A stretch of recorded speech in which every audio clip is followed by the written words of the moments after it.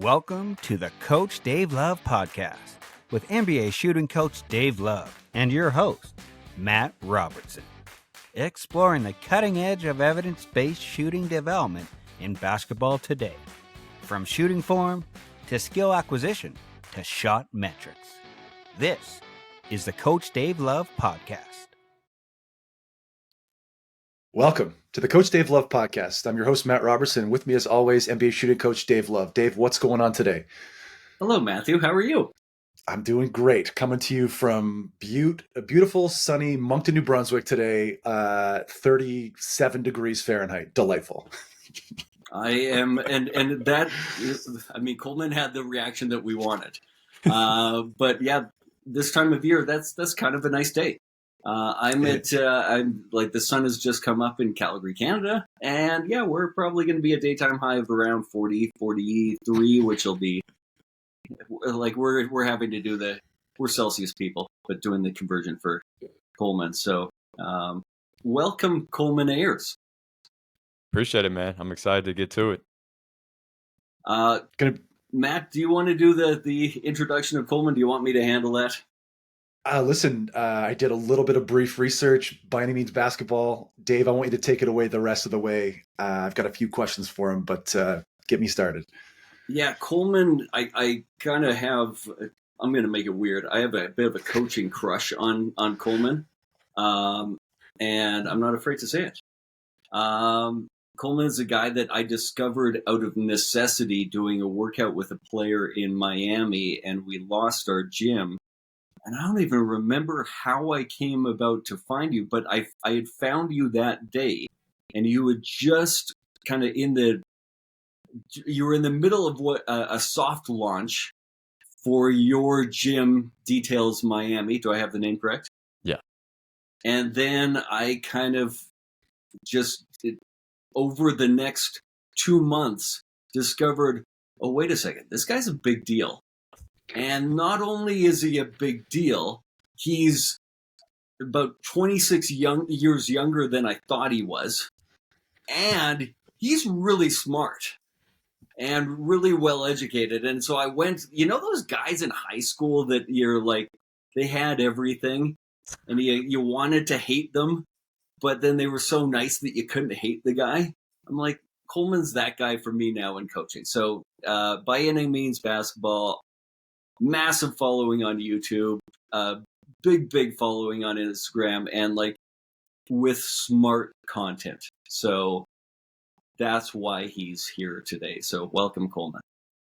Thank you, Dave. I appreciate that, man. And we've had great conversations. I've learned a lot from you directly and indirectly through content, ideas, stuff like that. So it's a pleasure, man.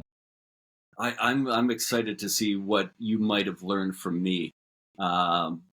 Because the feeling's mutual. Like I pulled a lot of you had a great moment, you and I. Maybe we'll go into that. Let's make sure we go into this in about 20 minutes, where I had a drill that I was doing, and I feel like you may have been inspired by that drill, but then, or maybe you just did something similar and added a wrinkle to it that I hadn't thought of, and I was like, how I've been doing this for 5 years.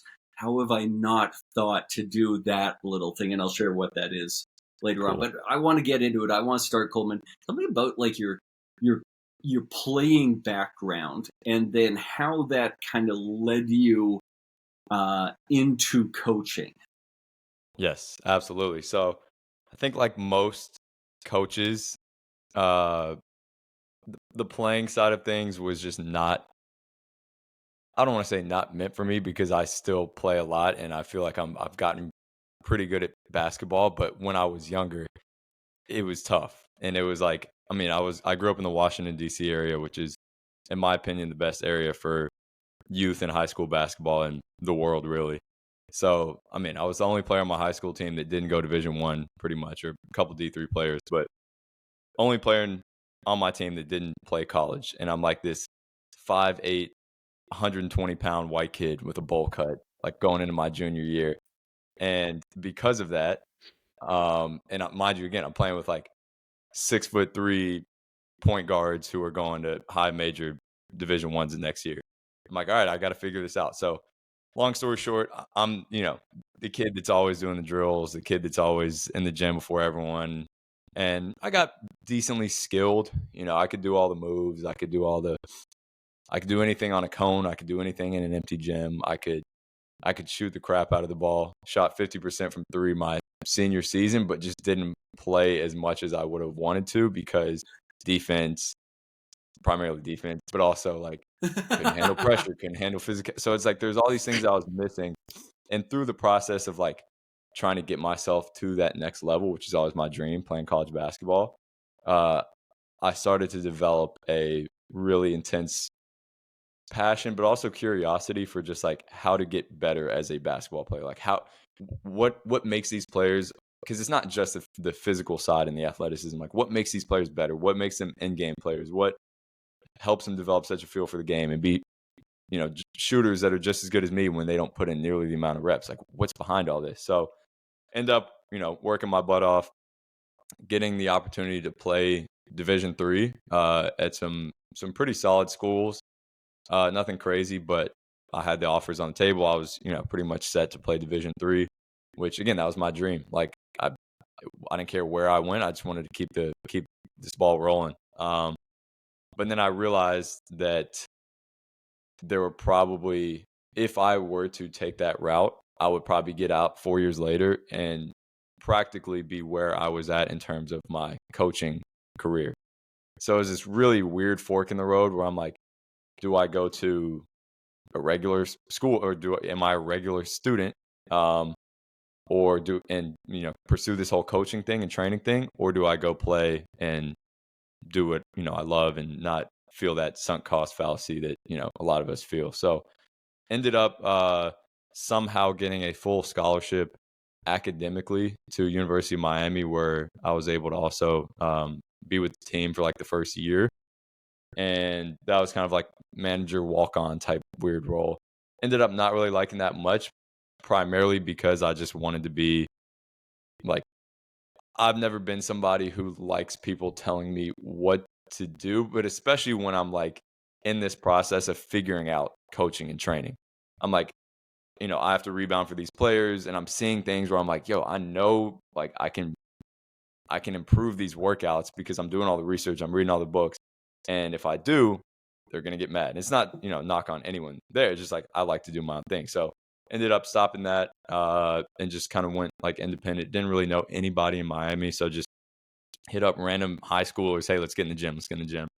Grinding my way out for those 4 or 5 years while I was in school and like a year afterwards. And then through that, it was just, an incremental process of first learning, because I developed a little bit of a following. And my biggest fear I always tell people is, when my following exceeds my knowledge, I never want that to be the case. I always want my knowledge to exceed my following. And so it's a process of like waking up every day, learning not just something new, but 5, 6, 7 things, then going applying them, and then putting out content later on. And hopefully, people got a pretty good idea of like, some of the unique philosophies that I was able to develop through just doing all this research and getting a ton of experience. And then just kind of growing from there. The gym, the international things, different clients coming in. It's just been a slow but kind of steady process over the years. I have a couple of questions for you, and one is a bit of a sidetrack from an early comment you made.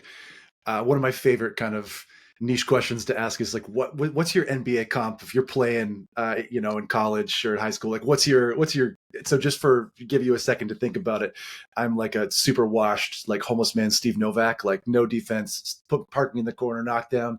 Dave is Jeff Hornacek, also homeless man's version. Like, what's your NBA comp? Ah, man. Okay. So I would say I used to be a super skinny JJ Redick, like really good at like coming off screens, coming up, uphill, turning into shots, finding shots off ball. And I always had a decent feel for like attacking a closeout and getting into one dribble or making a little dime off like a handoff or whatever. As I've developed, and I've been talking to a lot of people about this recently. I probably haven't done a drill with myself other than just me like experimenting. Like I go in the gym and experiment a lot with different stuff, but I'm not like working on my game. My game has come so far, like further than I would ever have dreamt of it coming when I was in high school and stuff, to the point where like, I mean, I've talked to professional teams about playing for a season now, and it's like at this point I'm like I can't do it. But all point is I've developed into a more well-rounded player than just like the poor man's Walgreens version of JJ Redick. To I don't know, I Your would say like mid-20s, is that I mean correct, the whole Coleman? thing with these like you always got to compare the white guys to the white I guys, lost so it's Coleman like for a second. I got to find some comparison there, but Right. I got to think about it, man. I'll have an answer by the end. Maybe a EuroLeague player, just because I'm not the most athletic. So traditionally, athleticism was a little bit lower, but I don't know. I'll have an answer by the end because No I sweat. haven't Coleman, thought about that are recently. you in That's a your great question. mid-20s, Coleman? Say that You're in your again? mid-20s? Yeah, I just turned 25 like a month or two ago. I found, now, I wasn't near the level of player even that you were. Never mind these guys that we work out with, but I found the same thing, that once I got out of organized basketball and was just playing, I took a massive jump It's crazy. as a player, and I've heard a number of people say that. Do you think that's an age related thing, that we just kind of have to get to 22 years old before like our brain catches up and our body catches up, or do you think that's I mean a organized basketball kind of slows the system that should be happening, and we should be, like you had a recent post about the little games in Brazil and in soccer. Should we? Which do you think is the biggest impact? Do you think? Yeah, I mean, so I think, and not every coach, but so many coaches that I talk to go through the same thing where they're like, yo, after I stopped officially playing, I took a massive leap. And now I feel like I want to jump back in playing and like see what I can do. And I think I would say for three main reasons. Number one is a mental thing where like we're not putting pressure on ourselves anymore to be this. It's like you don't associate yourself with playing. You don't identify as a player. Because of that, if I shoot 2 for 20 in a pickup session or like an open run, it sucks, but I move on with my day. And because of Right. that, I'm shooting more freely. I'm experimenting more. I'm trying more things. First, when I was a player and I shot 2 for 20 in a practice, I would feel like I'm a terrible human being. So like the freedom of the mind, I think is definitely a big thing. Number two, I do think a lot of it is like as a player, you feel the pressure to just do drills and drills and drills and drills and drills. And your playing is just a supplement to that versus once you get older and like to the point where I'm at, I play every day at this point just to stay in shape. Like 5-on-5, 3v3, I'll play 1-on-1. And then like sometimes I'll be like, just to put myself through that learning process again, like, yo, I want to go work on this shot that I missed a bunch yesterday when I was playing 1v1 versus my guy Cam or something. Like it flips, in my opinion, to more so how skill development should be, where you're playing against live defense. You're experimenting with things, just like you mentioned with the entire thing through games in Brazil.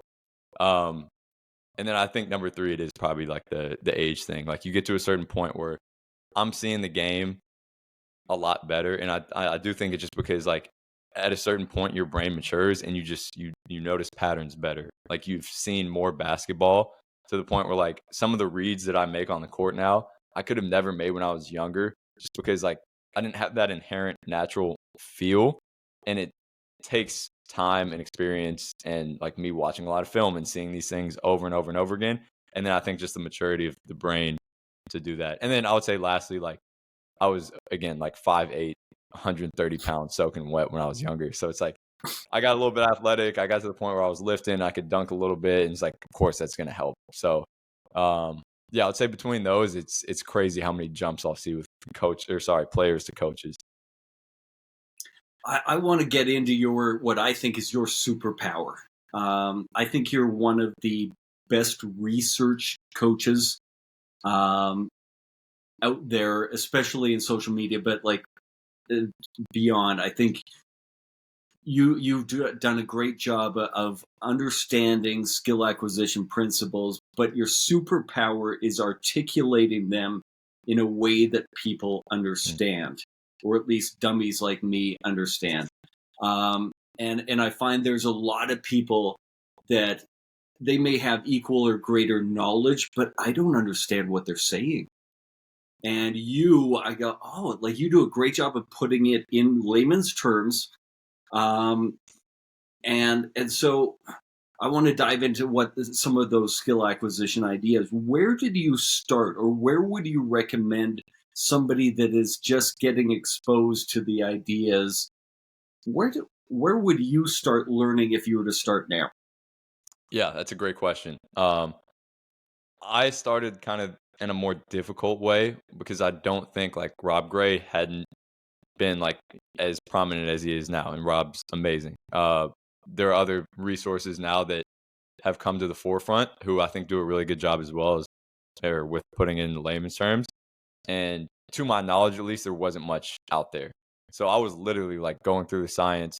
A lot of it was also just like stripping away because I never really had a trainer when I was younger, so I didn't really know what that meant. Like I didn't know what I just got drills from social media and stuff, but I didn't really know what it meant. So I had to recreate this entire notion and idea of what a trainer actually was from scratch when I started.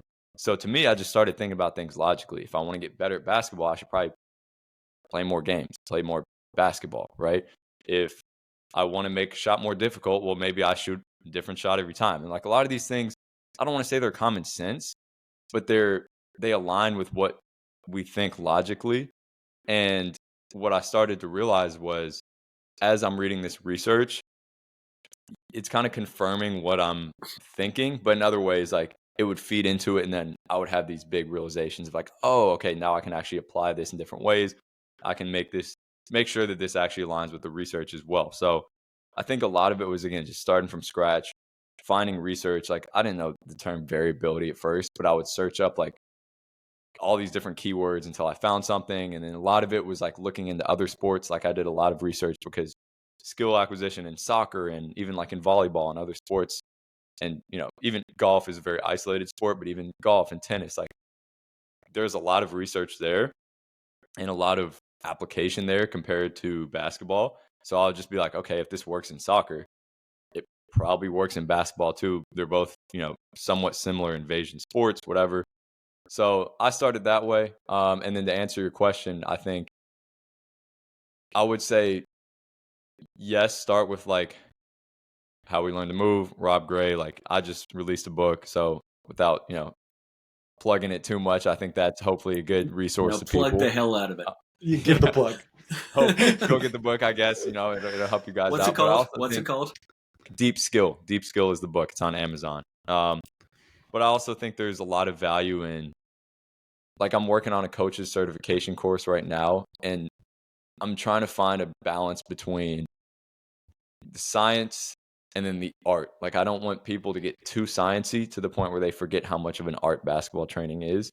And I don't want people to forget how much science can help us. So it's like this balance to find. And I think when people subscribe to only one book or one philosophy or one idea, one, general concept, I think that's where it can get dangerous. And I would say, even if, you learn certain concepts in a book, still go try to find research on it. Still go try to like come up with new things, because that's really where not only you're going to develop like a true understanding of it, like a holistic understanding of it, but you're going to come up with unique ideas that can kind of separate your philosophy and like grow the game a little bit. I always recommend, like, if skill acquisition concepts are foreign to you and you feel like, okay, I got to dive in, that can be overwhelming. And I would recommend people kind of start with, what is a constraint? What is the challenge point? And then what is block, variable, and random? What does that mean? Those are kind of my things that I want to make sure people understand. What advice would you give? Yeah, I think I would definitely add in all those, or I would include all those as like the fundamental three. I think some of the other pillars are implicit learning versus explicit learning, which kind of goes in with constraints-led approach. Like I think the idea that we can learn without hearing something or knowing exactly what we are training is a foreign idea to some, and it makes sense. Like traditionally, when we go through school, we know what we're learning because we're freaking memorizing it. We have a unit that says, "Hey, we're going to be learning about, I don't know, mammals in this," and it's like we go through those and we memorize them.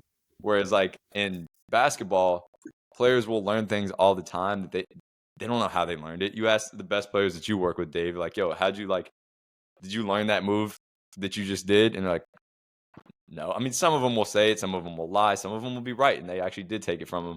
But a lot of it is implicit, and I think understanding that implicit learning is not only a thing, but also like the more robust way to learn things is a really big philosophy. And then, like you said, I think a lot of it just comes down to like the optimal zone of improvement is what I think Daniel Coyle actually coined the term. But like a lot of training is too easy, and then some training is too hard. If we fit players into the optimal zone of improvement where they're a little bit frustrated, but it's not like so much that they just give up, they're going to get better, especially when we ensure that that skill that is being challenged in that zone is a skill that is applicable to them. They're going to get better. But a lot of it is like, how do we make how do we make training more challenging without just creating the facade of, oh, it's fatiguing, therefore it's challenging. Like, how do we actually challenge the skill behind it? So I think that's like one of the most fundamental ideas that I've talked to people about is like, look, you have to make sure your training is challenging. That's number one. Everything past that, you can add on piece by piece, but that is like truly the foundation to training. And it's kind of crazy how much I see that doesn't check that box. But yeah, I would say you kind of listed off the majority of them. So I hadn't heard that term implicit learning until this. So I kind of get to exercise the voice of the people in this pod, and I kind of understand it from the context, voice of the people. I kind of get it from the context that you gave. Can you give some examples or sort of your theory around like pushing implicit learning, even though it's sort of supposed to be not exactly what you're teaching? Can you? I didn't say that in a very concise way, but can you kind of talk about this a little bit more? Yeah, for Great sure. For question. sure. So the idea of implicit learning is rather than me explaining to a player and them therefore registering what they're going to be working on and how we're going to do it, it is learned through a little bit more of how we design a drill. So in other words, we can use what's called a constraint, just a task to kind of help them learn something. Easy example is something like no jump shooting. If a player has a terrible hitch in their shot, they don't really have good energy transfer on their shot, you can just say, hey, you're going to shoot a 3-pointer or whatever is kind of at the end of your range. You are not allowed to jump here. They don't know that they're working on the timing, like creating fluidity. They don't know that. They may guess, but it's not like I'm telling them, hey, make sure your legs align, like, all these different things. I'm just saying, do this task, feel it out. Then you can kind of help coach them up through it. Like, hey, try to time this up a little bit more, like get some more power, hit the back of the rim, use a cue to get them doing something that is result based. Through that, they generate a feel or they've been exposed to like a new level of energy transfer. And it takes time. Implicit learning takes time. It takes longer than explicit learning, but it also sticks around for longer. Like it is, athletes retain implicit learning better, meaning that 2 weeks down the line, they will probably be better at that skill versus if we just coach it up bit by bit by bit. And then most times it just kind of fizzles out after that session. So, I mean, that can go for shooting, and I'm sure Dave has plenty of great examples here that I'll let you talk about after this. That can go for just learning the game. Like a lot of players, yes, we can help them understand certain patterns in the game and things that just occur over and over again. But if we put them in a situation and say, hey, you're going to play 3v3 with no dribbles, well, chances are they're going to figure out some ways to get open without dribbling the ball.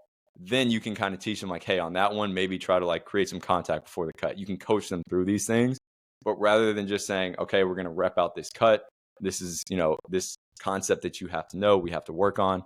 It is allowing them space to find solutions that work for them. And again, that can go for shooting, tactical play, what angles they take when they attack the rim, literally anything that we kind of set up a task through constraints for them to learn through, and then allow them to just find these solutions and go through this kind of guided discovery process that ends up helping them. The two examples that I use, or that I think are easiest to understand in the way that I coach and what I coach, is I could tell you, hey, I want you to be better balanced, and in order to be better balanced, I want your feet to be hip width apart, and I want your body posture to be athletic. And now I'm explicitly teaching you what to do, or I can just push you and help you and get you in a position where you are off balance and teach you to figure it out. And that would be the implicit learning, that I didn't have to tell you, no, in order to be balanced, you must do these things. I just put you in a position where you have to kind of figure it out. Or with hand placement, where do I want your shooting hand to be underneath the middle of the basketball? What part of the hand? That's all the explicit stuff. Or I can say, take your guide hand off. And you're going to self-organize in such a way where you're going to probably find the middle of the ball.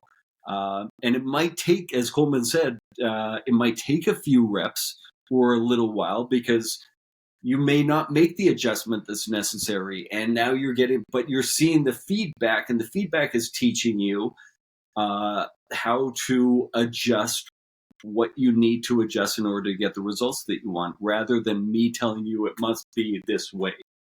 Right. Boys. Funny you mentioned that first drill. So I did one the other day where I put like a chair, I stacked 2 chairs on top of each other. This is for like the balance one. And I was like, Don't all do right, this I'm at going to home. push you into this chair. Don't run into the chair. Stop yourself and shoot. And I'm out here I might get arrested for this, but like I'm literally just like chucking them into the chair, because they just like I wanted to expose them to the feeling of like, hey, if you don't stop yourself, you're going to run into this chair. It's probably going to hurt a little bit. And they figure it out. Again, like I said, I never mention anything about, get your left foot outside of your center of mass to stop yourself. They're going to figure it out because they don't want to hit that chair. And through that, the learning process is just a little bit more robust and fun. So let's do the thing that we talked about. Yeah. I had a drill that I did that first workout with an unnamed NBA player at your facility, where I had him leaning his full body weight into me. I'm holding up this gigantic man, and they're basically pulling the chair out, and he's got to get his balance into a form shooting drill. And then several weeks later, I saw your social media, and I was so mad at myself. I was a little mad at you, but I was more mad at myself, because I was like, he put a wrinkle on it that I've been doing. Literally, I've been doing this drill since 2008, and I didn't think to make the adjustment of have the player lean back, stand behind them, lean back into you, and pull the chair out. And now I'm like, so thank you for opening up that side of my brain. Hey, well, thank you for giving me ideas and, continuing to feed ideas. Because even like the form shooting side of thing, like I never really thought about, of course I thought about like, okay, form shooting that we traditionally do is not really form shooting, because you're shooting right under the basket and it's not an actual shooting form. It's just, let me place the ball on the rim real quick. But I never really thought about like opening up dialogue about like, let's rethink what form shooting is. Like I would work on players' form from a reasonable distance. But I remember, I think it was that workout, honestly, where I think I asked you about something. He was like, yeah, this is form shooting. And I'm like, it's such a like simple idea that I think, is very, it's one of those ideas where, like you said, you're like, how did I not even think about this? So now, like, since then, I literally will address form shooting as something different. I'll be like, all right, if you want to see the ball go in a bunch of times, it's psychological momentum shooting or psychological shooting, because you're just seeing that you're gaining some psychological momentum. When we do form shooting, it is going to be the vast majority of times from somewhere that is a realistic distance, so we can actually get all the forces and feel from, an actual shot. So appreciate you for that idea and plenty more. This is one of Dave's ideas that it strikes me personally, because we've talked about, Dave says traditional form shooting is just shooting slowly close to the basket, it's essentially what it is. And as a former player, that was all we ever did. Yeah. But it's not the best way. I really appreciate you guys. Let's take a super quick break. I want to keep going with this skill acquisition stuff, but yeah, let's take a super quick break. Hey there, basketball fans. I'm NBA shooting coach Dave Love, and I've got exciting news just for you. Introducing my exclusive, free basketball shooting newsletter. It's packed with insights and techniques straight from the hardwood. Have you ever wondered how NBA players improve their shots? Or how you could get to the next level, whether you're a college player, a coach, or a budding youth player? My newsletter brings all this and more directly to your inbox. Each edition is a deep dive into the world of basketball shooting. I'll share some of the tips and ideas that I use with my NBA clients, tailored for every level of the game. But wait, there's more. Subscribers receive exclusive monthly discounts on my online products. From training videos to personalized coaching sessions, you'll get it all for a fraction of the price. And the best part of all, it's absolutely free to join. So what are you waiting for?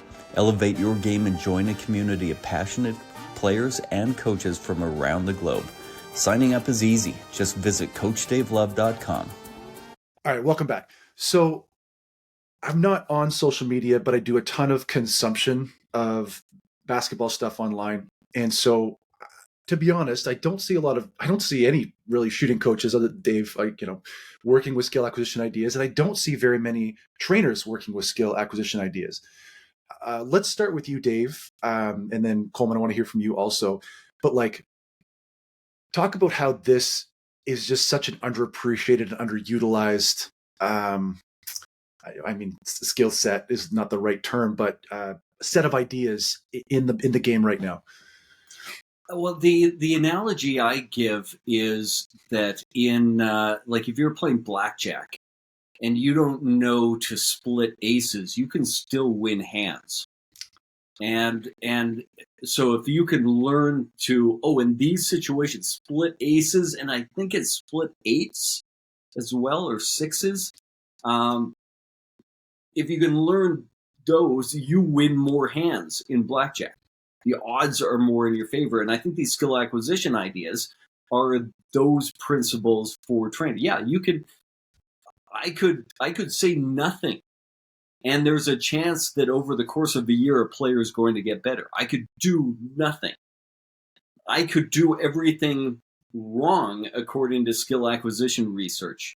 And probably the player might improve some, but the odds are they're going to improve more. And I loved what Coleman said earlier in the episode about the way I phrase it is that some of these ideas are really intuitive, and that you learn them and you go, yeah, no, that really supports what I've been doing so far. And then there's a couple things that are counterintuitive that I had to take a step back and say I thought my logic and the way I was doing it was this. I might need to look at that and make a pivot. And I think block variable random practice was the initial one that I'm I was doing things over and over and over again with the expectation that made players better by doing the same thing. We want the same results, so do the same thing. And not understanding the adaptability that comes through variability that is necessary. So, Yeah. No, I mean, I agree. And I think, like you said, it's literally parallel to the blackjack example. I think my biggest pet peeve saying that I hear far too often is, but it works. It's why, why do we need to look at anything else? It works. My training works. My players get good.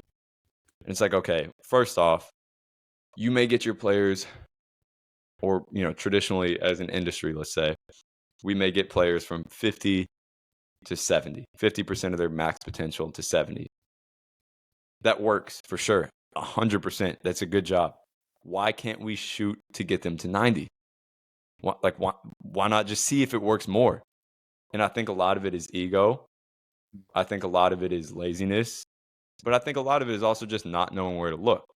And I do see more trainers and coaches now who are opening up to doing more research because it's more digestible, more accessible. And that's one of my big goals, like you said, is to kind of put it in layman's terms.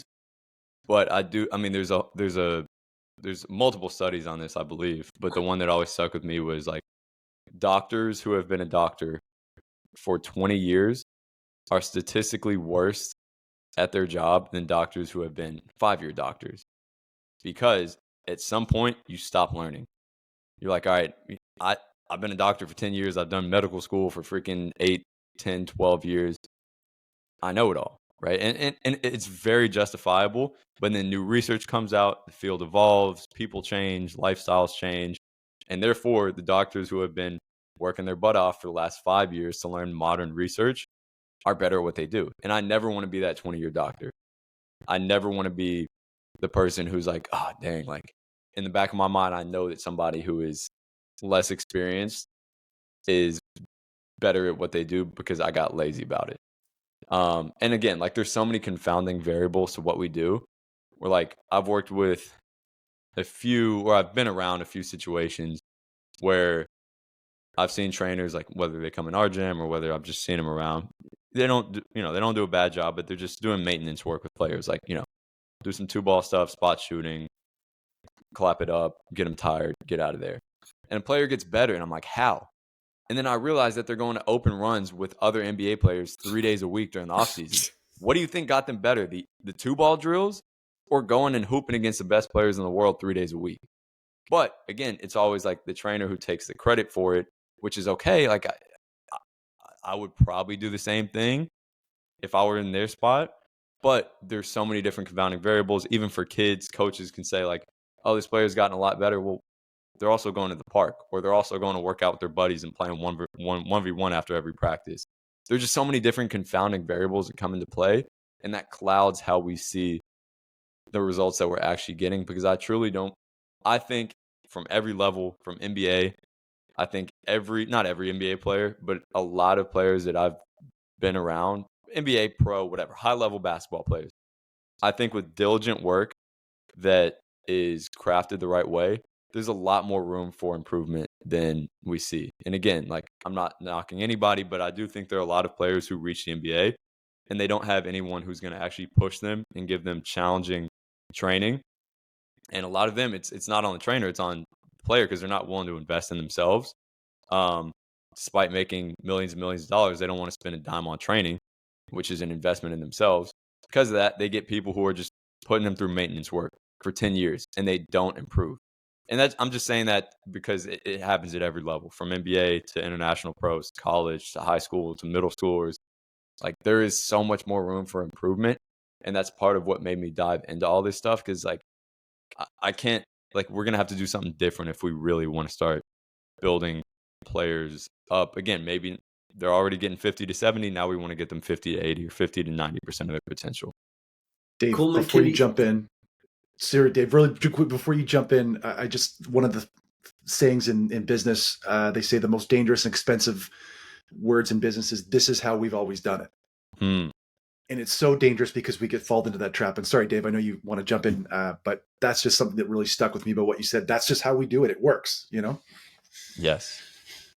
Coleman, I want to give you an opportunity to sort of raise people to your level with a question that I think or a topic that I think is really common. Punch holes in the idea. And if you can reference some of the skill acquisition principles that you think are important to hear. Punch holes in the idea that a 13-year-old kid that wants to become a great shooter should be training the same way that Steph Curry, an already great shooter, trains. And then the idea that an NBA pro who's a poor shooter should train differently than the kid who's a poor shooter.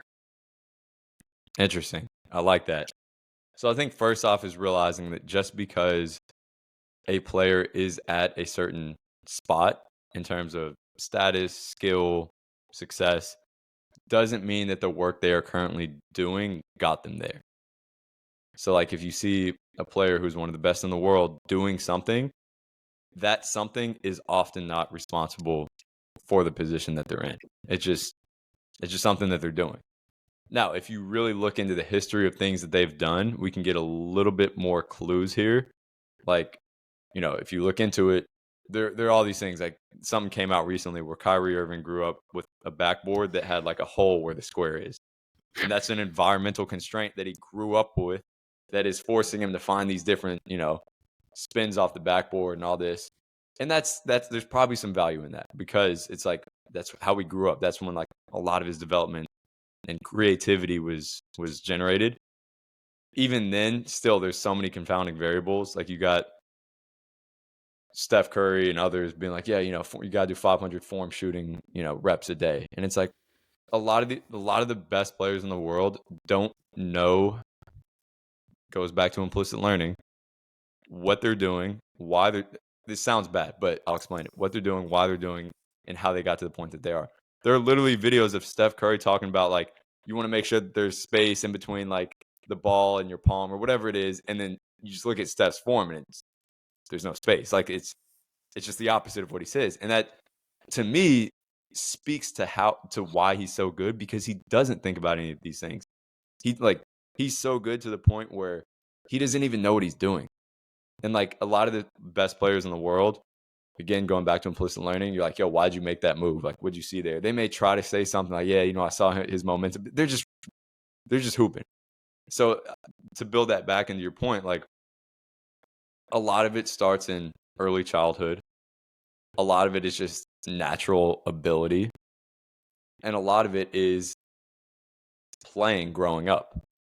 So just because the work that, when they're younger has gotten them to a point when they're 28 years old where they're really good, doesn't mean the work that they're doing at 28 is what got them there. I also think, again, like from a just logical standpoint, a 13-year-old and Steph Curry have vastly different individual constraints. Their limb length, their, maybe like even down to like their dominant eye, how strong they are to be able to stop themselves on shots, how consolidated their form is. Like, can they even, there's an idea that's an interesting thing to bring up, since you mentioned like bringing some of the skill acquisition principles in, where experts are really good at, if they have a wide open shot in a controlled environment, they're going to shoot it the same way every time, pretty much, right? They're able to display this consistency. However, when it's varying conditions, when they're in a game, when they're contested, when there's fatigue, all these different things, they're able to display something called functional movement variability, which means that they're able to vary their technique and maybe get a little bit lower when they're tired, right? Create some more power, maybe fade a little bit and kick their right leg up just a little bit as they shoot, and still achieve the same thing. Whereas novices, a lot of the time, they don't even have a consistency on their unchanging condition shot. So if you're 13, you don't have that, well, there's probably more value in doing some block practice, right? So there's all these different variables that come into play. And then again, like I mentioned, just because Steph or X player is doing something at this level doesn't mean that that's what got them there. And as a result, I think it's cool to look at what some of the NBA guys do, but it should not be scaled down to younger levels for the most part, in my opinion. I guess if you can't see the building blocks that they're kind of sitting on, right, you can't start building those skills without those building blocks, even though, we can't, like you say, the Kyrie Irving backboard is kind of a fun one. Fellas, let's take a super quick break, and then I have another kind of topic that I want to jump into here. Hey basketball fans, Coach Dave Love here with an exclusive offer just for you, my personalized video shot analysis. Imagine having an NBA shooting coach analyze your shooting form, just like I do for the pros. That's exactly what you'll get with my video shot analysis. Here's how it works. You send me a video of your shot and I'll break it down frame by frame. I'll pinpoint your strengths and identify the areas of improvement and give you tailored advice to take your shot to the next level. You'll receive a comprehensive analysis designed just for you. Whether you're a beginner or an aspiring pro, my feedback will help you shoot with confidence and precision. It isn't just feedback, it's a game changer. With my video shot analysis, you're not just practicing, you're evolving, and every single shot counts. Ready to transform your game? Visit CoachDaveLove.com/store to learn more and get started. That's CoachDaveLove.com/store and look for video shot analysis. All right, welcome back. So if you've been kind of following the show for the last 10 episodes, we did an episode that was called Dave's Shooting Nonnegotiables. And Dave, really quick, do you want to give us a rundown of what those are, just for frame of reference? Yeah, we can go back and listen to the episode, but I want players to be as balanced as possible. I want them to push both sides of the ball evenly, and I want them to be able to get the ball in the air, dropping down on the hoop. And how you do those things can vary from player to player, but if we want to be consistent, we need to be doing those things as best as we possibly can. So those are worded pretty specifically to allow wiggle room in how they're getting to that result. Coleman, do you have anything in your practice that is kind of similar, that are your kind of non-negotiables? Yeah, so I say, and I'll tie Dave's in to these, I guess kind of second his. In terms of the three that I'll usually say are very result based and like almost too logical or obvious. The ball's got to go straight. The ball's got to have good trajectory to go in the hoop. And traditionally, you have to have pretty good, what I call flow to make this happen. Now, the flow is, you got your Sean Marions and other players, or even players with like really bad hitches where you're like, right, I don't know. But usually what the flow will do is you'll have enough power on the shot, right? So you could really say like power, the ball has to get to the rim, has to go high enough to get into the rim, and has to be straight.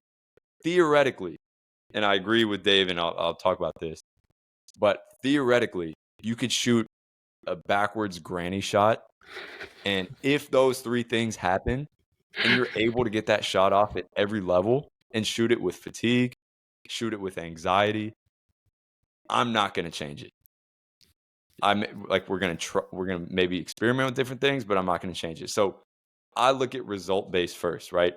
Does the ball go straight? Does the ball get high enough? Does the ball get there? Usually as a result or a byproduct of having the energy transfer to get the ball there. But even then, the ball is pretty light. Most players can get the ball at the rim. I do think what I'm looking for from a technical standpoint is, again, is it a habit of yours to get on balance when you can?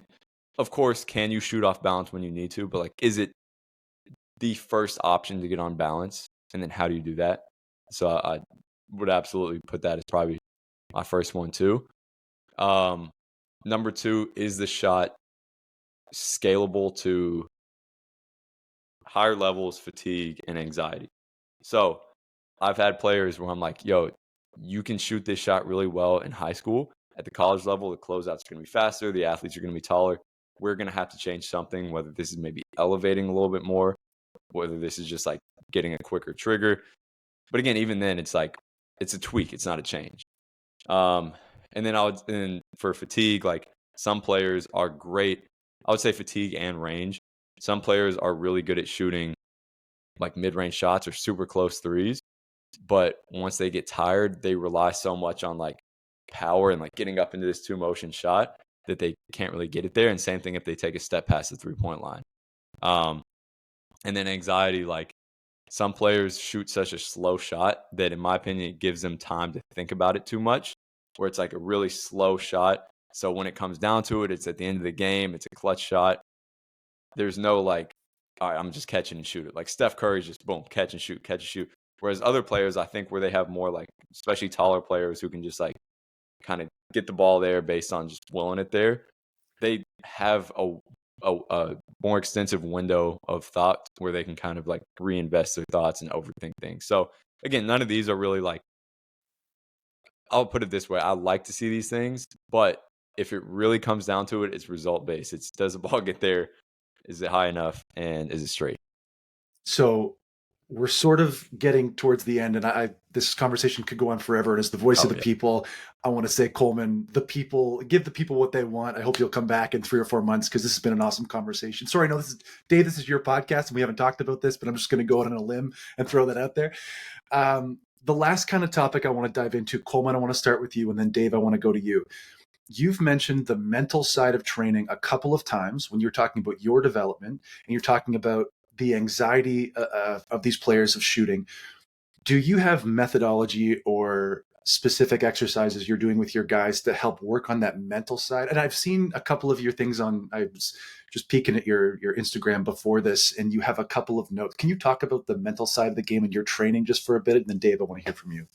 Yeah, I mean, going back to, I guess, my background, like I grew up somebody who overthought everything, who, I cared so much that there was like anxiety on normal shots. And so I understand like how much potential is left on the table for a lot of players. And a lot of it is because of how I train. So I've tried to make adjustments. Number one, just laying the foundation of like the mental side is far more important than people mention, and that most trainers and coaches will traditionally include. It sounds cliche when you're like younger and you're like, oh, basketball is 80% mental. It's like, get out of here, bro. Like, no, it's not. And now I'm realizing like it really is 80%, whatever. That's just a number, but like it's very mental. So whether that's including like simple pressure and shooting drills, like let's see how many you can make without missing 2 in a row. You're going against, maybe your record or somebody else on the other side, a teammate. These competitions where we're just like micro dosing pressure and anxiety into sessions. To me, that's huge because it exposes you to how it feels to shoot with a little bit of pressure. If you're up at 15 and you miss one and you can't miss that second one, now you're getting repetition with these pressure inducing shots. So it's that. It's also helping players like enter the flow state, because the more you enter that flow state or that zone, the better you're going to shoot statistically. If you get a player who can literally get into the zone on a game-to-game basis, they're going to shoot much better than if the same player doesn't understand or hasn't deliberately trained entering that flow state. So for me, that's, meditation. That's helping them find cues to let negatives go. I'm not a sports psychologist by any stretch of the imagination, but I've done a crazy amount of research and experimentation with things that have kind of helped me get players to understand these concepts and, more importantly, be able to access, different, I guess, mind states and work through adversity better. So I think that's a lot of, again, being a shooter. I'm sure Dave would agree, like the technical side is great, but it's like if you don't have the mental side as something that is at least somewhat included in your regimen and kind of sewed into what you're doing, you're definitely leaving something on the table. I love the little analogy you threw in there of microdosing pressure. That's crazy. That gives me an entire image, an entire like training setup just by that verbiage. So thank you for that. Dave, what's your version of this? Oh man. The things I'll focus on, I'll try and be really quick here. I'll focus on really acknowledging where we are, because historically I'm working with weak shooters, and I need them to be aware that's their reality, and that we have a chance to grow from there if we can do work. I want to be aware of knowledge of process versus knowledge of results. The results aren't going to be there in the beginning, and we need to lean more on the knowledge, like the awareness of our process is leading us in the right direction, as opposed to leaning on results to affirm that we're headed where we need to be going. And then I want players to understand that confidence is a byproduct, not a product. Mm-hmm. And confidence comes from having done work and seeing results, and not, I give you confidence and that helps your results. If I give you confidence as though it's a product, that goes away as soon as you see the results don't match up. And so, yes, I'd like you to be more confident, but I'm going to do the work to help you see the results that make you confident, as opposed to trying to do it in the reverse order. So those are some of the things that I know we're coming to the end here, and so I want to say this. When Coleman says, I've done a crazy amount of research, I have a ton of respect for what I believe that actually means. And I hear some people say like, oh, I've researched such and such. And I'm like, no, you've observed. observing is not research, and I believe what Coleman says when he says research is actually research, and I have a ton of respect for that. Appreciate that, man. Hopefully it is. Hopefully it's enough to justify some of the things that I say.